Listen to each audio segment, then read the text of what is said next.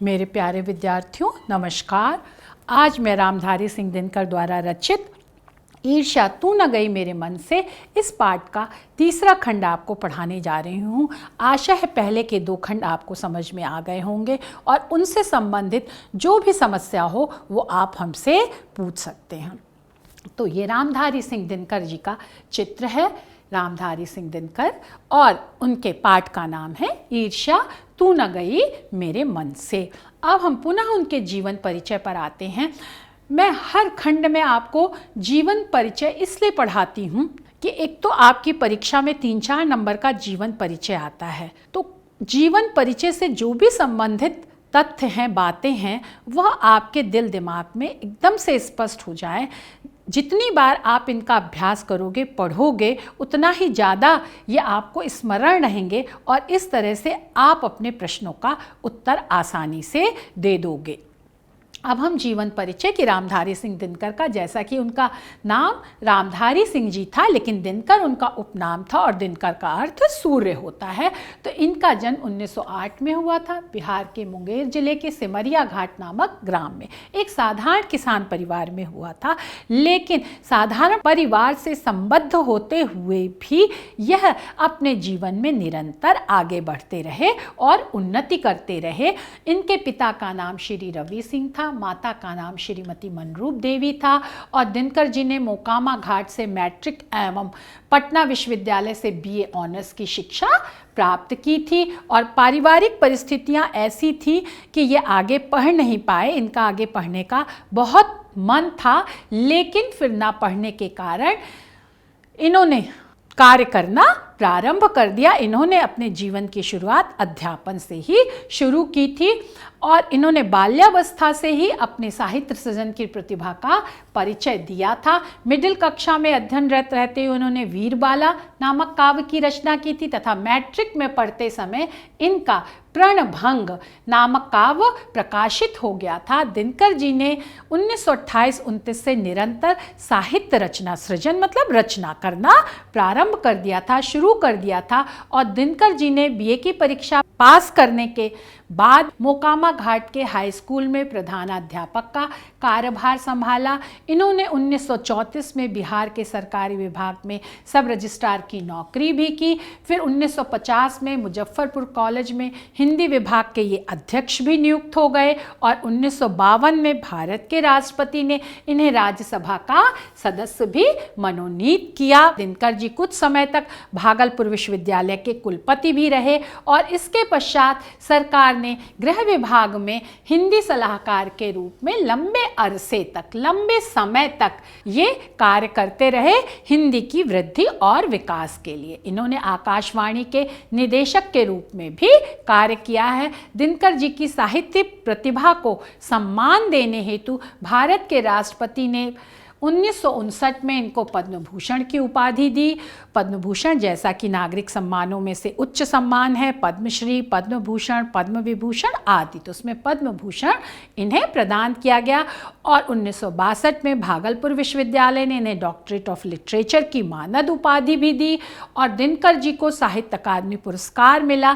दिनकर जी को उर्वशी महाकाव्य के लिए सन 1972 में भारतीय ज्ञानपीठ पुरस्कार से सम्मानित किया गया और हिंदी के ये महान साहित्यकार हिंदी साहित्य की सेवा करते हुए 1974 में इस संसार से विदा हो गए। उनका देहावसान हो गया, लेकिन उनकी यश रूपी कीर्ति जो है वो आज भी हम सबको मार्गदर्शन दे रही है। उनकी यश रूपी कीर्ति से आज हम सब प्रभावित हो रहे हैं। अब हम उनके रचनाओं पर आते हैं। रचनाएं या कृतियां कि साहित्य के क्षेत्र में, जैसा कि आपको पता है, उदय इनका कवि के रूप में हुआ था, लेकिन बाद में ये गद्य के क्षेत्र में भी आगे आ गए और इनकी प्रमुख रचनाएं कृतियां निम्नवत हैं। इन्होंने आलोचनात्मक गद्य रचना की जिसमें संस्कृति के 4 अध्याय हैं जो बहुत ही प्रसिद्ध है और जिस पर इन्हें साहित्य अकादमी पुरस्कार भी मिला। शुद्ध कविता की खोज एक आलोचनात्मक ग्रंथ है। निबंध संग्रह अर्धनारीश्वर, वट पीपल, उजली आग, मिट्टी की ओर, रेती के फूल आदि। यात्रा साहित्य भी इन्होंने लिखा। देश और विदेश, बाल साहित्य लिखा, मिर्च का मज़ा, सूरज का ब्याह आदि। और काव्य इनके प्रणभंग, जैसा कि ये प्रथम काव्य रचना है।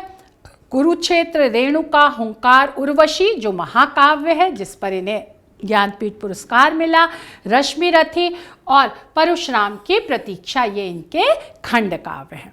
दिनकर जी राष्ट्र प्रेम और युग सत्य के प्रति बहुत जागरूक थे और इनका साहित्य जो है वो विचार और संवेदना के संतुलन से स्पंदित था।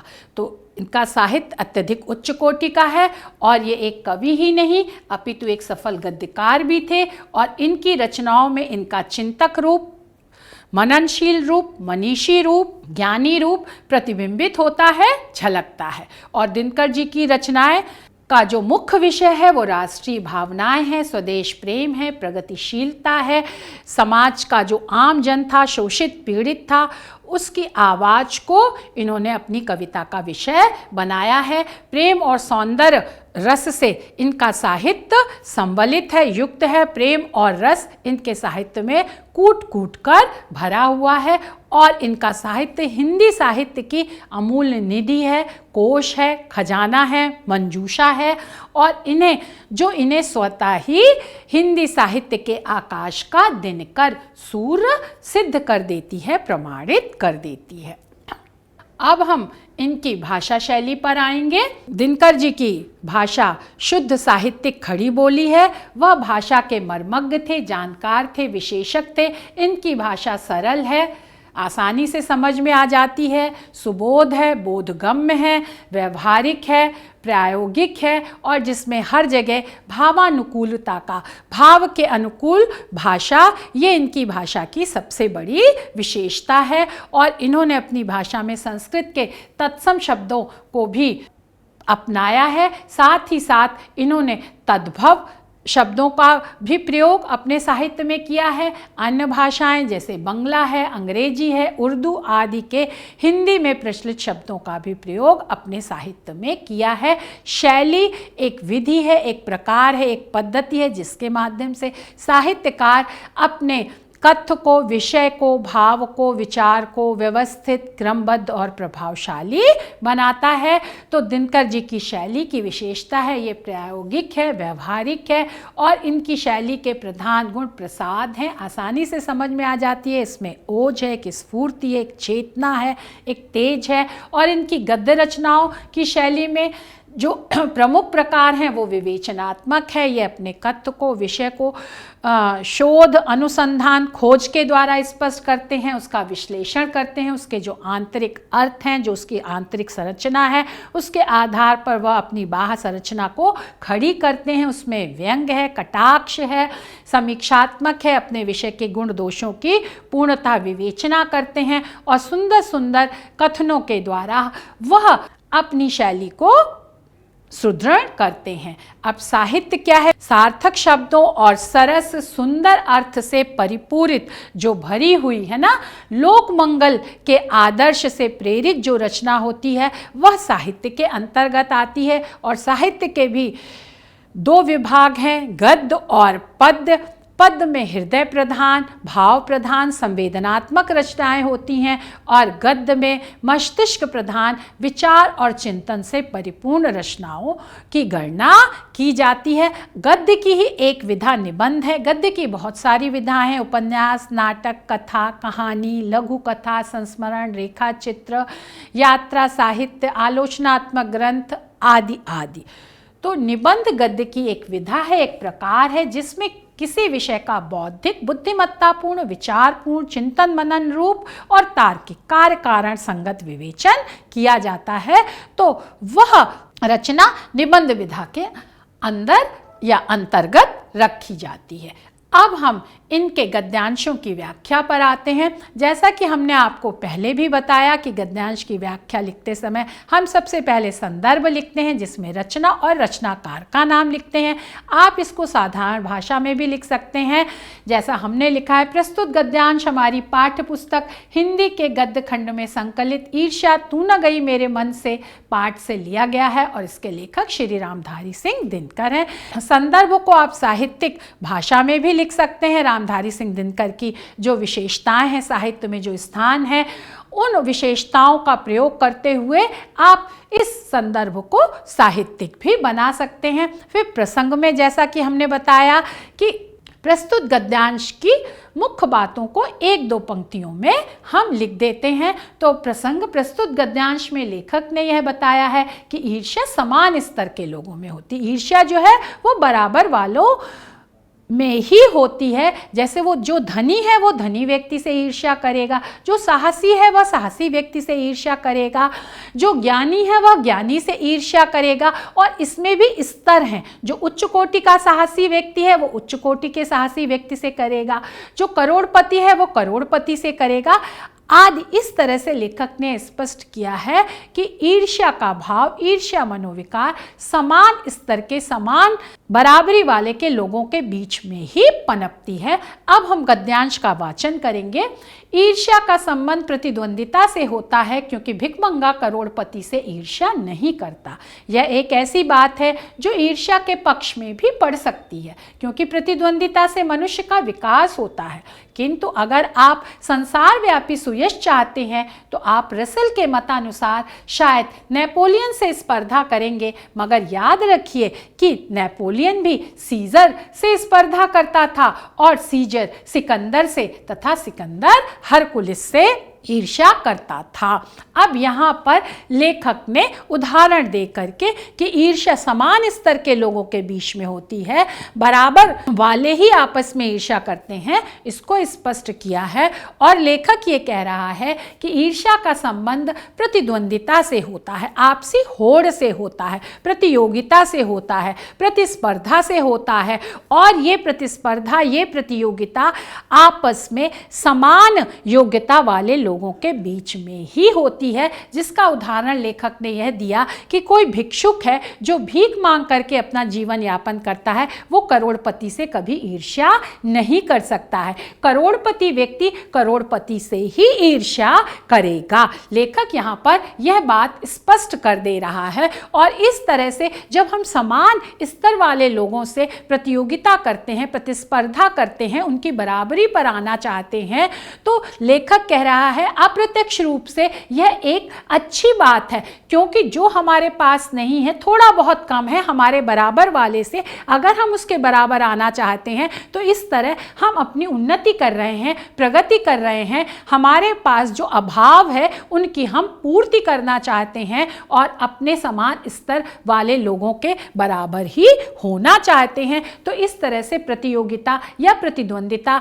या प्रतिस्पर्धा या आपसी होड़ का यह एक सकारात्मक पक्ष है। लेखक उसको भी यहाँ पर उजागर कर रहा है और कह रहा है कि ये ईर्ष्या के पक्ष में पड़ सकती है, ये ईर्ष्या को सकारात्मक बना सकती है। क्योंकि ईर्ष्यालु व्यक्ति जिससे ईर्ष्या करता है, अगर वह उसके समान हो जाए, उसकी अच्छाइयों को ग्रहण कर ले, अपने अंदर जो अच्छाइयाँ हैं उनका विकास करके उसके समान ही अच्छा बन जाए, तो वह ईर्ष्या उसके लिए वरदान साबित हो जाएगी। और इस तरह से ईर्ष्या के द्वारा, प्रतियोगिता के द्वारा, प्रतिस्पर्धा के द्वारा मनुष्य का विकास होगा, उन्नति होगी, प्रगति होगी, क्योंकि वह अपने अभाव की पूर्ति करेगा। और अभाव की पूर्ति के लिए वो एक सुंदर लक्ष्य, उच्च लक्ष्य निर्धारित करेगा और उस उच्च लक्ष्य की प्राप्ति के लिए, साध्य के लिए वह सुंदर साधन भी अपनाएगा। इस तरह से यह ईर्ष्या का एक सकारात्मक पक्ष और प्रतिद्वंदिता का सकारात्मक पक्ष लेखक ने हमारे सामने स्पष्ट किया है। किंतु लेकिन आगे लेखक कह रहा है कि अगर संसार व्यापी, मतलब पूरे संसार में व्याप्त फैला हुआ ऐसा सुयश, ऐसी यश और कीर्ति की आप कामना करते हैं, तो रसेल जर्मन दार्शनिक था, उसका उदाहरण दे करके लेखक कह रहे हैं कि नेपोलियन से स्पर्धा करेंगे, क्योंकि नेपोलियन विश्व प्रसिद्ध है, फ्रांस का योद्धा था। तो इस तरह से विश्व प्रसिद्ध व्यक्ति से आप अपनी तुलना करेंगे, क्योंकि आप पूरे संसार में अपना नाम कमाना चाहते हैं। परंतु वह नेपोलियन किससे स्पर्धा करता था, किससे होड़ करता था? वह नेपोलियन सीजर से स्पर्धा करता था। जो रोम के सम्राट थे, जो वीर योद्धा थे, उन्हें सीजर की उपाधि दी जाती थी। और सीजर किससे करता था? सिकंदर से करता था। सिकंदर भी विश्व विजय के लिए निकला था और ये यूनान का योद्धा था। और सिकंदर किससे करेगा? हरकुलिस से करेगा। हरकुलिस भी एक देवता था जो मनुष्य की रक्षा करता था और जो मानवता के हित के लिए कार्य करने के कारण विश्वविख्यात है। तो ये विश्वविख्यात व्यक्ति विश्वविख्यात व्यक्तियों से ही, हस्तियों से ही ईर्ष्या करेंगे, होड़ करेंगे, स्पर्धा करेंगे, प्रतियोगिता करेंगे। निम्न स्तर का व्यक्ति उच्च स्तर से नहीं कर सकता है। एक समान स्तर के व्यक्ति ही आपस में प्रतिस्पर्धा और प्रतियोगिता करके आगे बढ़ेंगे। लेखक ने यहाँ पर यह बात स्पष्ट की है। अब हम विशेष पर आते हैं कि इस गद्यांश की मुख्य या विशेष बात क्या है। चाहे भाव पक्ष हो, चाहे भाषा शैली से संबंधित हो, विचार पक्ष हो और चाहे भाषा शैली हो। तो विश्व प्रसिद्ध व्यक्तियों का उदाहरण देकर शुद्ध तत्सम प्रधान खड़ी बोली व वर्णन प्रधान उद्धरण शैली, क्योंकि उदाहरण देकर के अपनी बात को लेखक ने स्पष्ट किया है, ईर्ष्या के एक सूक्ष्म व अप्रत्यक्ष सकारात्मक पक्ष की ओर संकेत लेखक ने दे दिया है। साहित्य की यही सार्थकता होती है कि वह किस तरह से नकारात्मक भाव और विचार को भी सकारात्मक में परिवर्तित कर देता है। तो यही लेखक का उद्देश्य है। अब हम प्रश्न अभ्यास पर आते हैं। उपरोक्त गद्यांश का संदर्भ लिखिए, रेखांकित अंश की व्याख्या कीजिए। ईर्ष्या किन स्तर के लोगों के बीच में होती है? जो ये रेखांकित अंश हैं उनकी संदर्भ, प्रसंग, व्याख्या प्लस विशेष सहित आपको व्याख्या करनी है। दूसरे, मैंने पूरे गद्यांश की व्याख्या की है कि जरूरी नहीं है आपकी परीक्षा में जो अंश रेखांकित हैं, जो पंक्तियां रेखांकित हैं, उन्हीं की व्याख्या आए। अन्य पंक्तियों को भी रेखांकित किया जा सकता है, इसलिए मैंने पूरे गद्यांश की व्याख्या आपके सामने स्पष्ट कर दी है। अब हम इनके दूसरे गद्यांश पर आते हैं। आप पहले वही संदर्भ लिखिएगा, रचना, रचनाकार का नाम, फिर हम प्रसंग पर आते हैं कि प्रस्तुत गद्यांश में लेखक ने ईर्ष्या की रचनात्मक प्रेरणा का विश्लेषण किया है कि किस तरह से। इसके पहले के अनुच्छेद में भी लेखक ने कहा है कि प्रतिद्वंदिता को हम एक सकारात्मक रूप दे सकते हैं, ऐसे ही ईर्ष्या को भी हम एक सृजन का कारक मान सकते हैं। ईर्ष्यालु व्यक्ति यह सोचता है कि उसके अंदर कुछ कमी है, इसलिए वह दूसरों से ईर्ष्या करता है। तो अगर वह अपनी कमी को दूर करने लगता है तो उसका यह ईर्ष्या का भाव सृजन का, सज्जनता का, अच्छाई का, श्रेष्ठ लक्ष्य का, सद्गुणों के विकास का कारक बन जाता है। लेखक ने यहाँ पर यह स्पष्ट किया है। अब हम गद्यांश का वाचन करते हैं। ईर्ष्या का एक पक्ष सचमुच ही लाभदायक हो सकता है, जिसके अधीन हर आदमी, हर जाति और हर दल अपने को अपने प्रतिद्वंदी का समकक्ष बनाना चाहता है, किंतु यह तभी संभव है जबकि ईर्ष्या से जो प्रेरणा आती हो वह रचनात्मक हो। अक्सर तो ऐसा ही होता है कि ईर्ष्यालु व्यक्ति यह महसूस करता है कि कोई चीज है जो उसके भीतर नहीं है, कोई वस्तु है जो दूसरों के पास है, किंतु वह यह नहीं समझ पाता कि इस वस्तु को प्राप्त कैसे करना चाहिए, और गुस्से में आकर वह अपने किसी पड़ोसी मित्र या समकालीन व्यक्ति को अपने से श्रेष्ठ मानकर उससे जलने लगता है, जबकि ये लोग भी अपने आप से शायद वैसे ही असंतुष्ट हों। अब हम गद्यांश की व्याख्या करते हैं। ईर्ष्या के फायदेमंद, लाभप्रद पक्ष की ओर लेखक ने हमारा ध्यान आकृष्ट किया है और ये कह रहा है कि ईर्ष्या का एक फायदा यह हो सकता है कि जिस व्यक्ति से हम ईर्ष्या करते हैं उसके पास जो कुछ भी है उसको हम प्राप्त करने की चेष्टा जब हम करने लगेंगे, उसकी अच्छाइयों को, उसके सद्गुणों को, उसके पास जो भी है उन सबको अगर हम प्राप्त करने की चेष्टा करेंगे तो इस तरह से हमारा ईर्ष्या का भाव धीरे धीरे तिरोहित हो जाएगा, क्योंकि हम अच्छाई को प्राप्त करने में अपने दिल दिमाग को संलग्न कर देंगे। तो यही लाभदायक पक्ष है, यही उसका फायदा है ईर्ष्या का, जिसकी ओर लेखक ने इंगित किया है और जिसके अधीन, जिसके अंदर हर आदमी, प्रत्येक व्यक्ति, हर जाति और हर दल, हर समूह अपने को प्रतिद्वंदी, जो हमारा विरोधी है, जो प्रतिस्पर्धी है, उसके समकक्ष, उसके बराबर हम बनाना चाहते हैं। हम चाहते हैं कि जो हमारा प्रतिस्पर्धी है हम उसके बराबर हो जाएं, क्योंकि उसके पास बहुत सारी अच्छी चीज़ें हैं और उन अच्छी चीज़ों को प्राप्त करने के लिए हम अपने अंदर निहित गुणों और अच्छाइयों का विकास करें और इस तरह से हम अपने प्रतियोगी के समान स्तर पर पहुंच जाएंगे।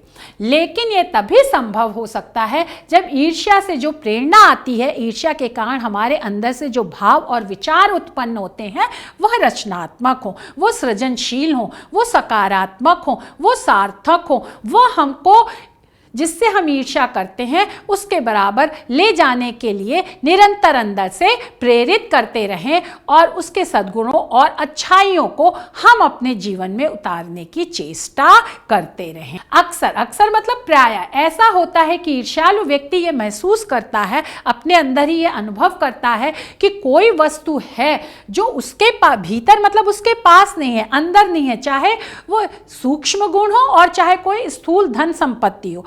तो ऐसी कोई वस्तु, ऐसी कोई चीज है जो उसके अंदर नहीं है, जो दूसरे के पास है, और उसके अभाव और कमी और पूर्ति के कारण ही वह ईर्ष्या जैसे मनोविकार से ग्रस्त होकर के अपने जीवन को उलझनों से भर देता है और सोचता है कि हम उस व्यक्ति से ईर्ष्या करने लगे और गुस्से में, मतलब क्रोध में आकर के वह अपने किसी पड़ोसी, मित्र, दोस्त, समकालीन जो उसका समसामयिक व्यक्ति है उससे अपने को अपने से श्रेष्ठ मान करके और उस व्यक्ति को अपने से श्रेष्ठ, अपने से उच्च, अपने से अच्छा मान करके उससे जलने लगता है। जबकि लेखक ने यहाँ बहुत ही मनोवैज्ञानिक सत्य प्रकट किया है।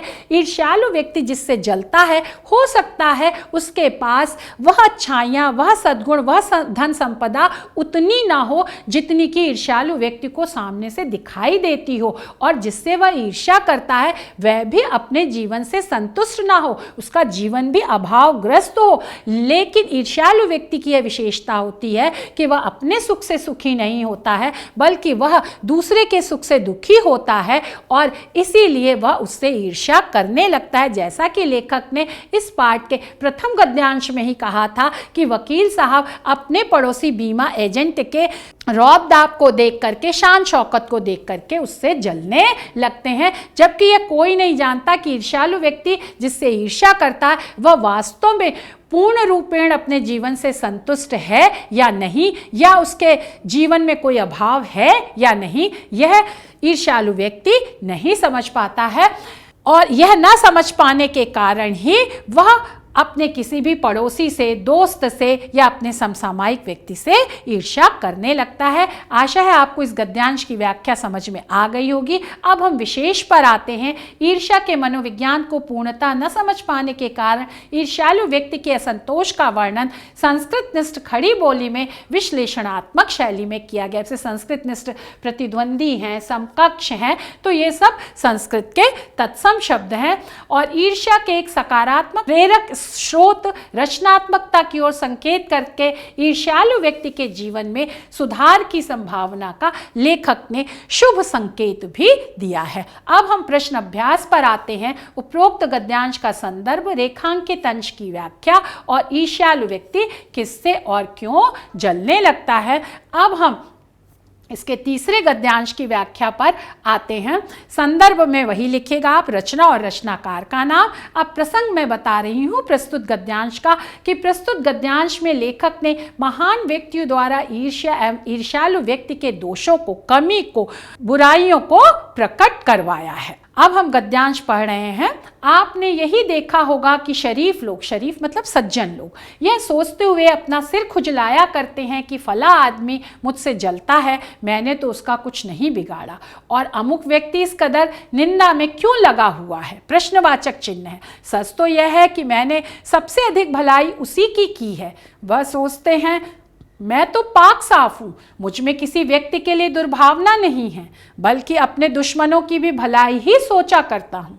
फिर ये लोग मेरे पीछे क्यों पड़े हुए हैं? पुनः प्रश्नवाचक चिन्ह।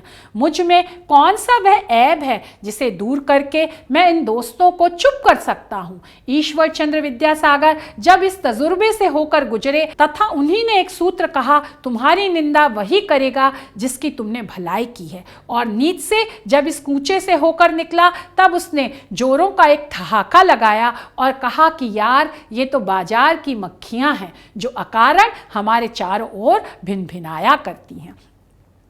अब लेखक ने यहाँ महान व्यक्तियों के द्वारा ईश्वर चंद्र विद्यासागर जो भारतीय समाज सुधारक थे और नीत्शे जो जर्मन दार्शनिक था, उनके उदाहरणों के द्वारा अपनी बात को पुष्ट किया है। और लेखक यहाँ पर यह कह रहा है कि जो सज्जन लोग हैं सिर खुजलाया करते हैं, मतलब सोच विचार में पड़े रहते हैं, विचार मग्न रहते हैं कि हमने जिस व्यक्ति की सबसे ज़्यादा भलाई की थी, जिसका सबसे ज़्यादा उपकार किया था, वही व्यक्ति हमसे सबसे ज़्यादा जल रहा है, हमारी बुराई कर रहा है और हमसे ईर्ष्या कर रहा है। इस कदर मतलब पूरी तरह से निंदा क्यों कर रहा है, ये वास्तव में चिंतनीय विषय है, विचारणीय बात है। और वास्तविकता तो ये है कि जबकि सज्जन व्यक्ति उसी व्यक्ति की सबसे ज़्यादा भलाई करता है जो उससे जलता है। अब सज्जन व्यक्ति सोचता है कि मैं तो पाक साफ हूँ, मैं तो पवित्र हूँ, मैंने तो उसकी भलाई की है, उसके साथ अच्छा व्यवहार किया है और मेरे मन में उसके लिए कोई दुर्भावना भी नहीं है, कोई बुरे विचार भी नहीं है, मैं उसका बुरा भी नहीं चाहता हूँ, बल्कि अपने दुश्मनों की भी भलाई सोचा करता हूँ। लेखक ने यहाँ पर सज्जन व्यक्ति की विशेषता पर प्रकाश डाला है कि सज्जन व्यक्ति सभी की भलाई करता है, वह किसी को भी अपना दुश्मन नहीं मानता। लेकिन अगर कुछ लोग उसे अपना शत्रु मानते हैं तो सज्जन व्यक्ति उनकी भी भलाई करता है। फिर ये लोग और सज्जन व्यक्ति के मन में ये एक आश्चर्य है, एक प्रश्न भी है कि फिर क्यों ये लोग ईर्ष्यालु व्यक्ति मेरे पीछे पड़े हुए हैं, मतलब मेरी इतनी निंदा कर रहे हैं, मेरा अपयश फैला रहे हैं और मेरे अंदर कौन सा ऐब है, दुर्गुण है, बुराई है।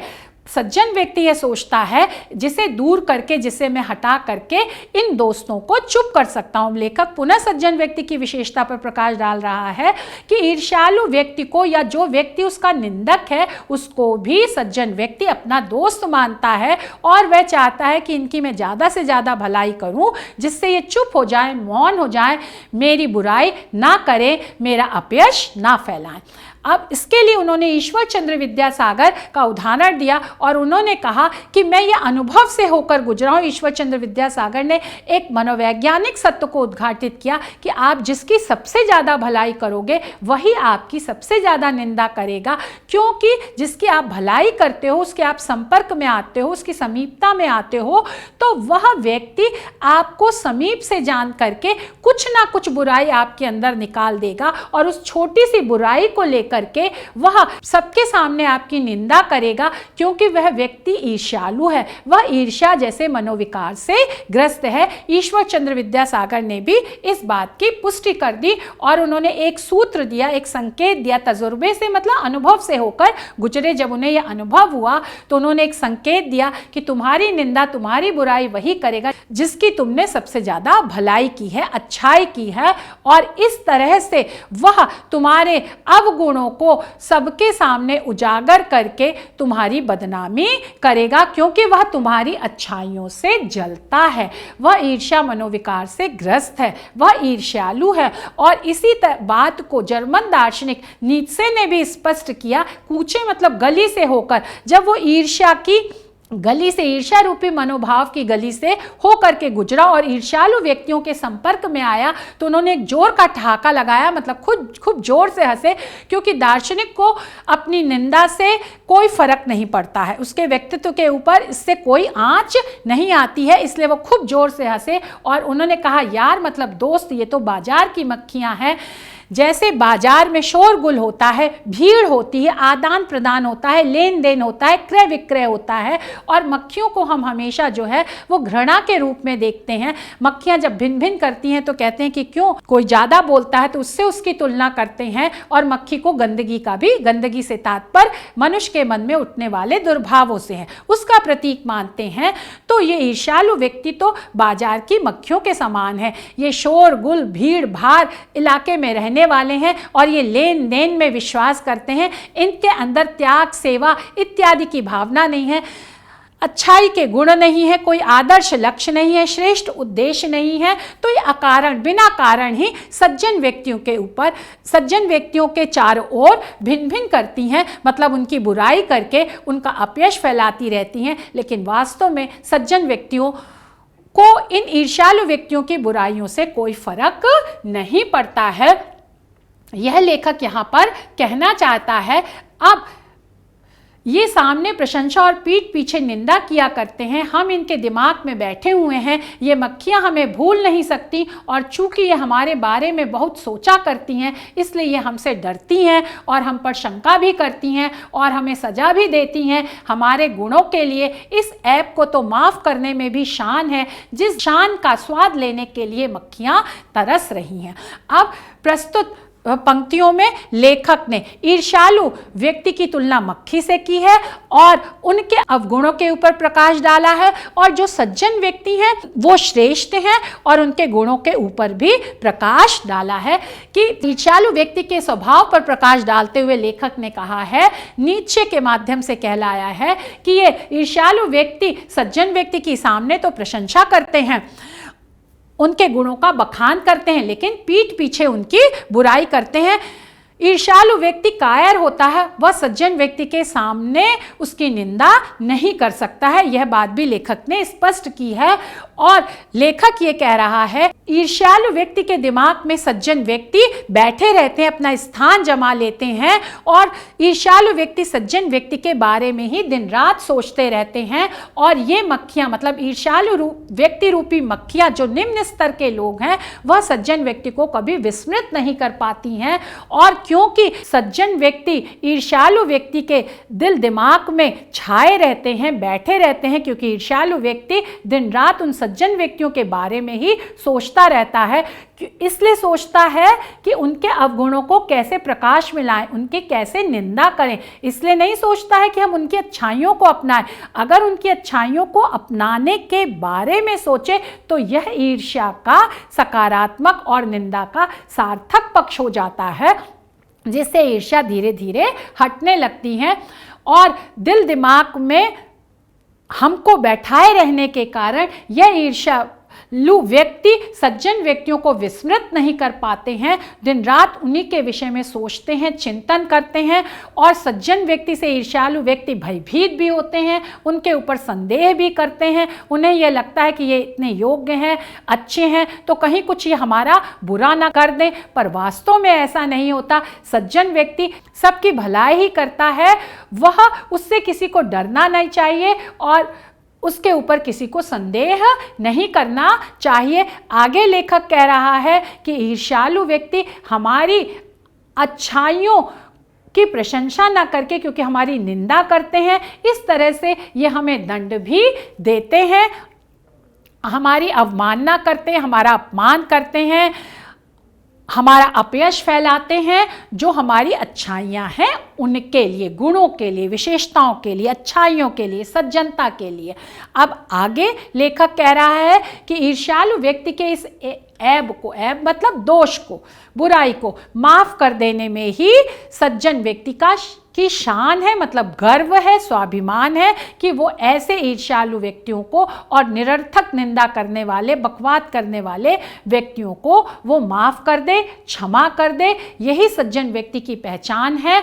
और इसी स्वाभिमान और गर्व को भोगने के लिए, स्वाद लेने के लिए, मतलब इसको भोगने के लिए, इसका रस लेने के लिए ही मक्खियाँ, ये ईर्ष्यालु व्यक्ति रूपी मक्खियाँ जो हैं, निम्न स्तर रूपी व्यक्ति जो हैं, वो तरस रहे हैं, तड़प रहे हैं कि कैसे अप्रत्यक्ष रूप से वह सज्जन व्यक्तियों के समकक्ष आना चाहते हैं, लेकिन जब वो ईर्ष्या मनोविकार से ग्रस्त होने के कारण, ईर्ष्यालु होने के कारण और निंदा करने जैसे अवगुणों को अपनाने के कारण उनके बराबर नहीं आ पाते हैं तो वो इस तरह से अपने को पतन की ओर ले जाते हैं, लेकिन वास्तव में वह भी अच्छा बनना चाहते हैं। यही लेखक ने प्रस्तुत पंक्तियों में प्रकट किया है। अब हम विशेष पर आते हैं। सज्जन व्यक्तियों द्वारा ईर्ष्यालु व्यक्तियों को तुच्छ, क्षुद्र, निम्न स्तर का कोटि का मानते हुए उनकी उपेक्षा करने, उनको महत्ता न देने, उनको नगण्य मानने व उनसे दूर रहने की सलाह, परामर्श सहज सरल भाषा में व्यंग्यात्मक शैली में दिया है। अब हम प्रश्न अभ्यास पर आते हैं। उपरोक्त गद्यांश का संदर्भ, रेखांकित अंश की व्याख्या और किस ऐप को माफ कर देने में शान की बात कही गई है। इस कक्षा में मैंने आपको 3 गद्यांशों की व्याख्या पढ़ाई। अब हम उसका एक सार बता देते हैं कि ईर्ष्या समान स्तर के लोगों में होती है। ईर्ष्या के एक सूक्ष्म व अप्रत्यक्ष सकारात्मक पक्ष की ओर संकेत किया है, जो कि रचनात्मक प्रेरणा का कारण हो सकता है। सज्जन व्यक्तियों द्वारा ईर्ष्यालु व्यक्तियों को तुच्छ मानते हुए, निम्न मानते हुए उनकी उपेक्षा करने व उनसे दूर रहने की सलाह दी गई है। महान व्यक्तियों द्वारा ईर्ष्या एवं ईर्ष्यालु व्यक्ति के दोषों को स्पष्ट किया गया है। तो यह जो आज हमने तीसरा खंड पढ़ाया, जिसमें 3 गद्यांशों की व्याख्या की है, उसका यह सारांश है। अब इस पाठ से हमें क्या शिक्षा और संदेश मिलता है कि काव्यशास्त्र विनोदेन कालो गच्छति धीमताम व्यसनेन चा मूर्खाणाम निद्रया कलहेन वह, कि जो बुद्धिमान धीमताम बुद्धिमान लोग होते हैं वो साहित्य चर्चा में अपना समय व्यतीत करते हैं, सकारात्मक कार्यों में लगाते हैं, और जो मूर्ख व्यक्ति होते हैं वह व्यसनों में, बुरी आदतों में, निद्रा, कलह, लड़ाई झगड़ा, बुराई, इन सब बातों में अपना समय व्यतीत करते हैं। साथ ही साथ जैसा कि निंदक नियरे राखिए परन कुटी छवाए, बिनु पानी साबुन करे निर्मल करे सुभाए। हर भाव और विचार का एक सकारात्मक पक्ष भी होता है, तो यहाँ पर निंदा का सकारात्मक पक्ष प्रकट किया गया है प्रस्तुत पंक्तियों में कि अगर हम निंदक व्यक्ति को अपने पास रखते हैं तो हमारे अंदर जो कमी होती है वह उसको सबके सामने उजागर करता है, और इस तरह से हम उस कमी को दूर करके अपने स्वभाव को निर्मल बनाते हैं। और वह निंदक व्यक्ति जो हमारी बुराई करता है, उसके बदले में जो हम उन बुराइयों को दूर करते हैं तो उसमें हमारा कुछ भी खर्च नहीं होता है। खाली उसकी बुराई सुन करके उसके नकारात्मक या उसकी बुराई से हम कैसे अपने को सकारात्मक बना लेते हैं, यह बात प्रस्तुत पंक्ति में कही गई है, दोहे में कही गई है। आशा है बच्चों आपको ये ईर्ष्या तू न गई मेरे मन से इस पाठ का तृतीय जो खंड है वो समझ में आ गया होगा। जो समस्या है वो पूछ लीजिएगा। धन्यवाद, नमस्कार।